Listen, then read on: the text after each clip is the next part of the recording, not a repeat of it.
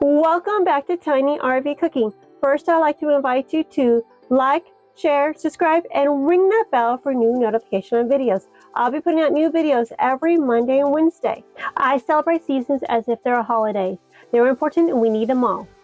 So today is the first day of fall. Happy first day of fall. I'll be making multi-grain rice harvest bowl with big dressing and candy-coated pecans. And for dessert, we're going to be having caramel pumpkin crumble cookies with caramel cream cheese icing. If you'd like to see how I make these super easy recipes, stay tuned and I'll show you how. We're going to get started with salting our chicken because the only thing we're going to put on there is just salt and pepper. If you salt your chicken first, then you put it in the refrigerator and you pat it dry and you rinse it, pat it dry. It really gives it a great flavor. You don't need to add any more seasoning. You can if you choose, but you don't have to. It's just great to have a simple chicken to go on top of your harvest bowls because that's going to already have a lot of flavor and a dressing on top. If you have full chicken breasts, I would put them in a Ziploc bag, put a little oil on each end, lay it flat, and pound it. You do not have to have a mallet. If you have anything hard, even a glass jar that's hard, you can just pound with that. And just want it all flat because you want it to be even as possible for cooking. And it'd be also best for when we are putting our salt on. So we're going to take our toothpick, one hand clean, one hand dirty. Open my salt up and we're going to poke holes in it. This is my favorite method. I do it mostly for all my chicken. It gets great flavor in and it works great. I do not add, usually if I do salted chicken, I don't add extra salt. I'll put it in at the end. So we're going to add a little salt. I like kosher salt. If you use regular salt, like table salt or pink salt or whatever, that's fine. Don't put as much on because it really will soak in more. You can over salt these, so be very careful. A little goes a long ways. We're going to pat it down. My plate is wet, so I'm going to put on another plate, one of the bit. You really want your chicken to be as dry as possible, so a wet plate is not going to be good. Now, if you don't want to have chicken, don't add it. You can have this completely vegetarian. Okay, it's done. We're going to put saran wrap on it, and we're going to stick it in the refrigerator. You only got a half an hour to marinate, to let your chicken soak with salt. That's fine. If you got longer, that's fine. It all works. I try to do mine as long as possible. But if I have a half an hour, I will still salt it.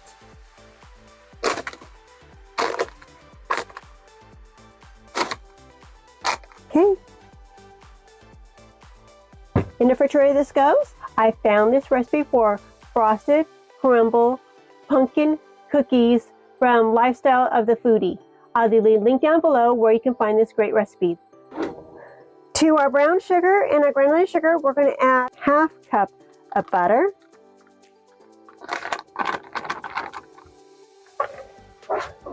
We're going to mix this until creamy. Going to add our egg.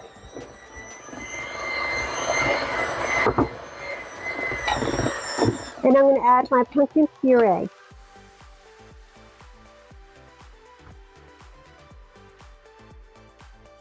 Vanilla extract.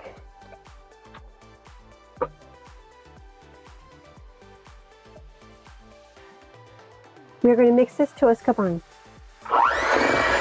We're going to add our cinnamon.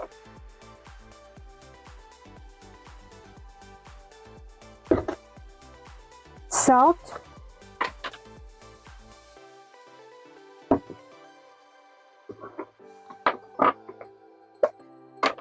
Baking powder.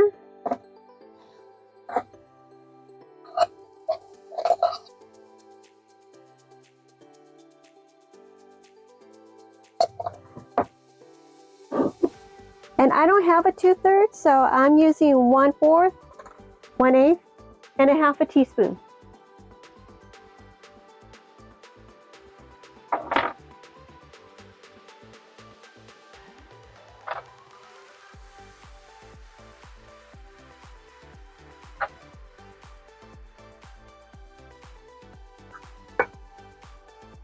And our flour.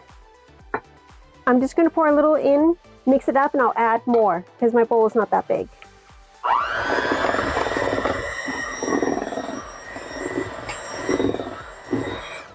I just want to combine it as I go along, but we don't want to over mix because we do have eggs and we're not trying to make our eggs fluffy. A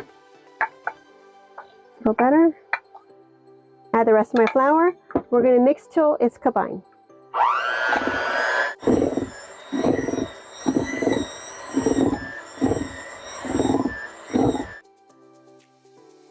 So I'm checking it just in case, but see, it's not mixed in well. So we want to make sure we mix all that flour in so we don't have any dry spots. So I'm going around and just doing it with my spatula. We're ready to put our cookie dough balls on our cookie sheet. I line mine with parchment paper. We're going to need a large cookie scoop, but I only have a 1 1/2, so I'm going to use 2 of these. It's supposed to make enough for 8. So we're going to make it round as possible. And we're going to flatten it slightly to 1 inch. So right there. I think you can see.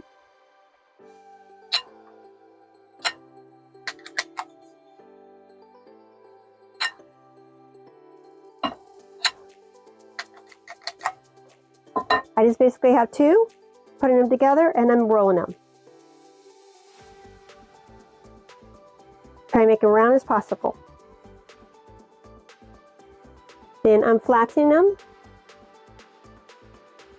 to about 1 inch. Try to cover all the breaks. It's easier when you do it on the cookie sheet.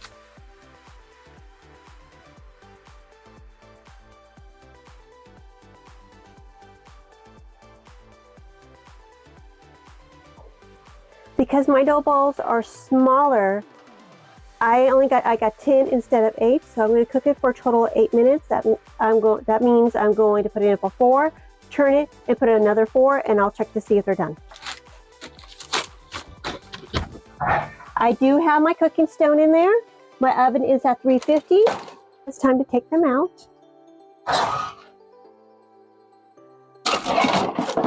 You can find the recipe for this Wild Rice Harvest Big Dressing Bowls in the link down below. If you know you're going to have this a day in advance, it is really good if you make the dressing the day in advance, because the flavor tastes even better when you let it melt in the refrigerator.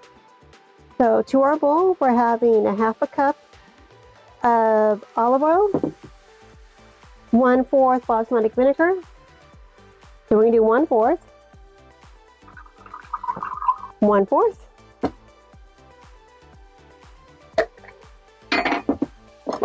If you have any oil, I just pour it on my spoon, rinse it around to try to get my fake out a little easier. 1,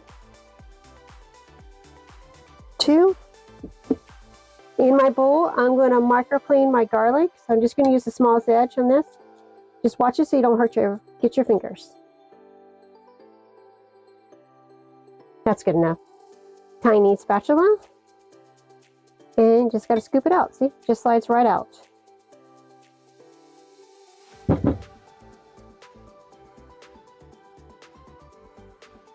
We're going to put a little bit of pepper in, a couple pinches, and I'm going to use pink salt, but you can use any salt you like. A couple good pinches. Because preserves are a little bit thick, we're going to microwave this for 30 seconds just to soften it up so we can whisk it really well. Okay, it is nice and soft. We're going to whisk it really well until it's all emerged.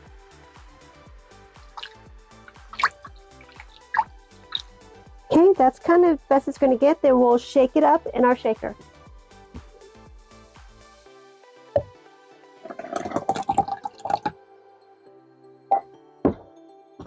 Put our lid on. Make sure it's on tight so we can shake it up well. Okay, we're going to put this in the refrigerator till it's time to start our dinner. Our cookies are now cool for 20 minutes on our cookie sheet. We're going to transfer them to our cooling rack. Let them cool completely on the cooling rack.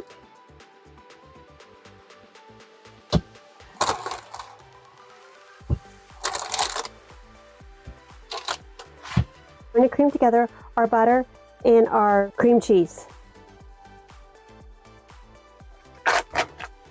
We're going to whisk it together. You can certainly do this by hand, but I have a whisk attachment for my mixer, so I'm just going to do it that way. Okay, that's done. We're going to add our vanilla.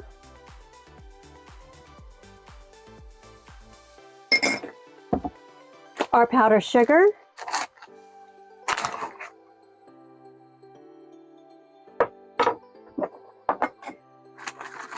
Like the trick I use for my honey, I'm going to use for my caramel. I'm going to spray my spoon, dump if I have too much in, and pour it on. 1,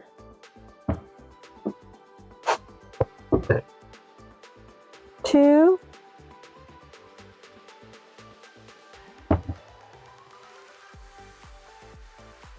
3.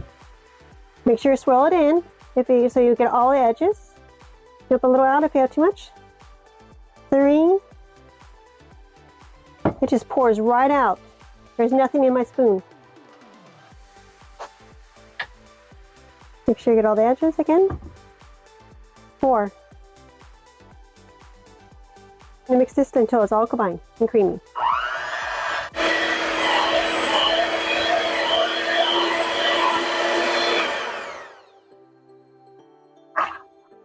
Give it a taste. That's good. Next, we're going to put it on our cookies. Our cookies are now cool. We're going to frost the cookies with the frosting we just got done making. You can certainly pipe this on if you want, but I'm just going to put it on with a tiny little spatula. Just make a cute little pattern, swirl, and just put on your plate. Just till they're all done. Take our pumpkin pie spice that we have, and we're going to sprinkle them on top. Just a little bit. You want to tap it. And now they're ready for enjoy. But this is our dessert. We can get started on our candy coated pecans.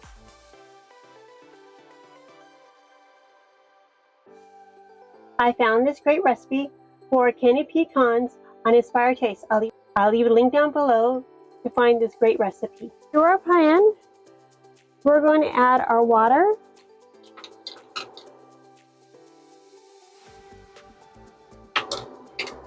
You want to have a hot skillet. Your cinnamon.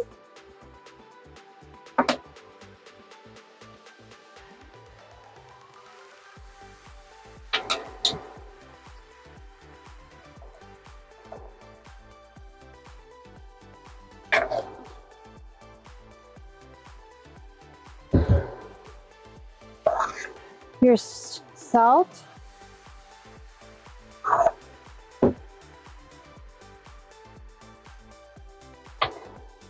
Vanilla.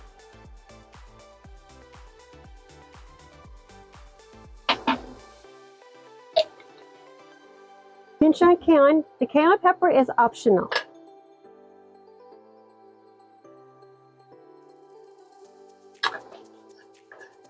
Your brown sugar. And your 2 tablespoons of zest. I'm just going to do it in the pan. Make sure you don't get the white because that stuff is bitter.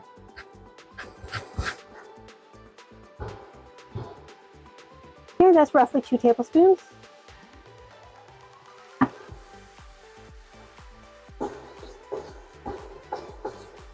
You just want to get it to it's all mixed up and all dissolved. Then we're going to add our candied pecans. Then we're going to add our pecans until they're fully coated.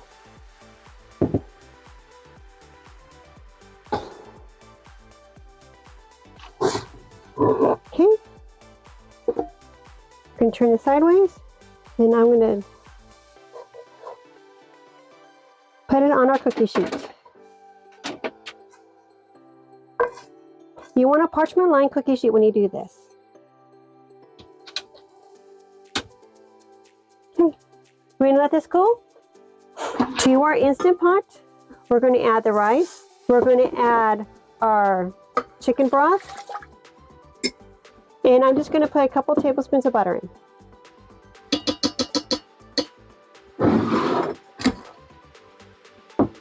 See, my rice is all in there. It just needs to be laid flat and you can't have anything on the side. Put this in here. Make sure your sealing ring is on and always double check to make sure it's sealed in. Put the lid on. Turn it to, for me, I need to turn it to pressure, which it is. And we cook on a high for 30 minutes. Pressure cook, high, 30. So I need to go up for 30 minutes. And this is going to go for a 10-minute natural release that will release the pressure. I'll put my butternut squash on first. No one eats it but me, so I only made a little. Then I'm going to sprinkle with a little bit of oil.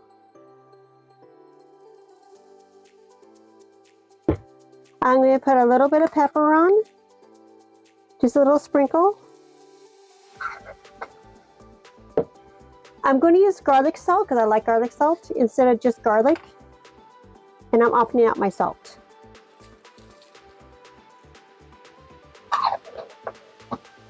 I'm doing it to taste. Then I'm going to put 1/8 chili pepper. That's my Instant Pot going on for 30 minutes. 1/8 teaspoon of cinnamon. And my oven preheating at 400 degrees. We're going to mix, give it a good toss. So we're just going to make a little line. Then we'll add our Brussels sprouts. We're going to add our chicken to this too. I'm going to put this in for 20 minutes. Then we're going to add our Brussels sprouts and we'll add our chicken. I'll be back in 20 minutes. My butternut squash is almost done. And my finely sliced Brussels sprouts.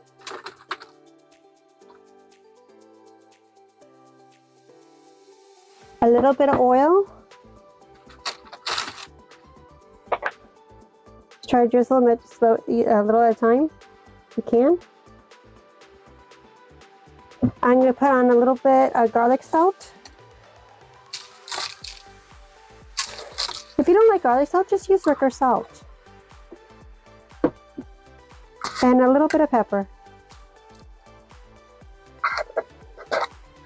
I'm going to give it a good mix.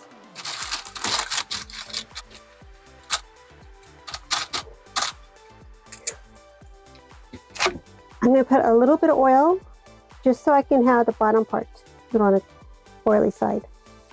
Very little. Because we already pre-seasoned our chicken, we're just going to put our chicken breast down.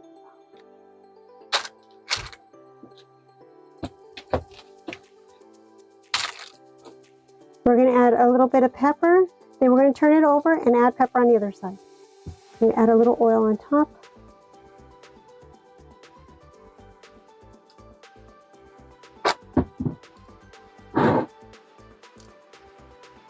Probably should have done the oil first, so if you do that, make sure you add the oil first. Things happen when you cook. As long as it tastes good at the end, or as close as you can. If you're not, you learn your lesson, you do it, and you make it again. Cooking is all about trial and error a lot of times. You know what you did wrong, don't do that, and do it, just try again. Sprinkle a little bit of pepper. I'm going to put this back in the oven for 15 minutes. Chicken and our vegetables are now done. We're going to pull it out, put on a oven.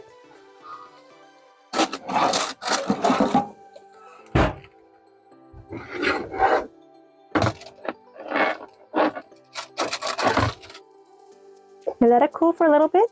Okay, it's time to release the pressure. Just safely move the knob. See if you can see the rice. To our fall bowl, we're going to add some wild rice. We're going to add our vegetables.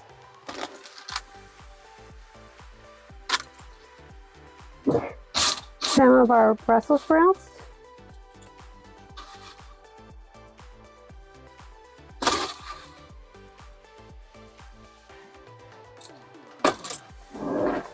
Our chicken.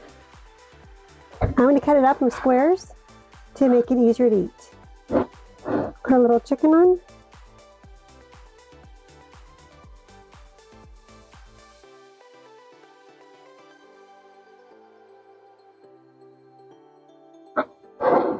We're going to add our apples.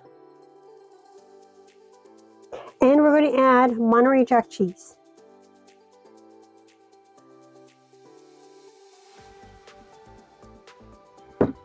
I'm going to break them up so they're nice and small. And now we're going to add our fig dressing.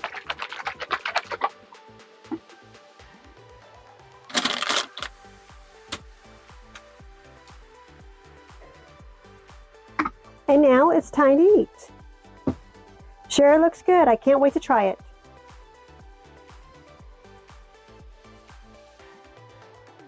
We get to try our harvest bowl with our candy coated pecan and fig dressing.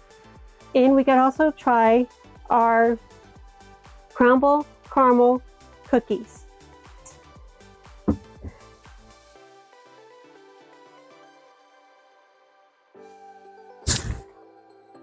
Mmm. Mmm. Mmm. Let's get some chicken in this one. But oh, the flavors. Don't forget the fig dressing. This just pulls it all together. It's so good. You got your sweetness of your pecans, you got the dressing, everything just goes so well together. Mmm, mmm, mmm. Mmm. Really good. The chicken is perfect. We did it our first thing in the morning before we started anything. We let it set all day, and when it's time to make it, it was just pull it out. Make sure you wash off all the salt, pat it dry. Then we just put pepper on it and threw it in the oven. You can put it on something else if you like, but this is just a one sheet pan, one less thing clean, one less thing to do. It was perfect. Let's try our cookies. Been waiting to try these all day. Look how good they turn out. They're nice and soft. They pull apart. Look how they split apart. They just pull apart so easy. They feel like crumble cookies like you get at the restaurant. Let's give it a good taste. Mmm. Mmm. It used to be hard not to just eat one. They're so good. And they taste like crumble cookies that you get at the restaurant. Love it. Great copycat recipe. Thank you for coming to Tiny RV Cooking. I'd like to invite you to like, share, subscribe, and ring that bell for new notification on videos. I put out new videos every Monday and Wednesday. Please leave a comment down below what you'd like to see me make in my tiny RV, and leave a comment down below if you made any of these great recipes. My camper is only 22 foot long, but I love her. Happy first day of fall, and I will see you next time on Tiny RV Cooking. Bye!